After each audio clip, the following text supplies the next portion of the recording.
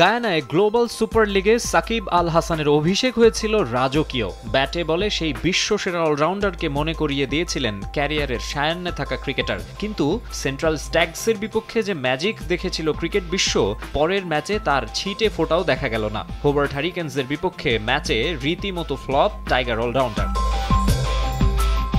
আগের দিন ১৫০-র ওপর স্ট্রাইক রেটে ৩৭ বলে অপরাজিত ৫৮ রানের ইনিংস খেলেছিলেন, কিন্তু এদিন সুবিধাই করতে পারেননি। দুবাই ক্যাপিটালসের হয়ে ৫-এ নেমে ১০ বলে করেছেন মোটে ৭ রান, বাউন্ডারি মাত্র একটা।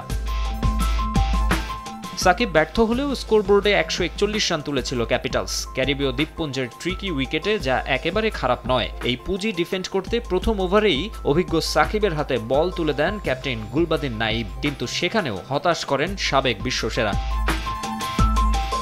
সেন্ট্রাল স্ট্যাগসের বিপক্ষে নিয়েছিলেন ৪ উইকেট। এদিনের ৪ ওভারে রান দিয়েছেন ৩৪, থেকেছেন উইকেট শূন্য। বলাই যায় ২৪ ঘন্টার ব্যবধানে একেবারে বিপরীতধর্মী দুই অভিজ্ঞতা হল সাকিবের।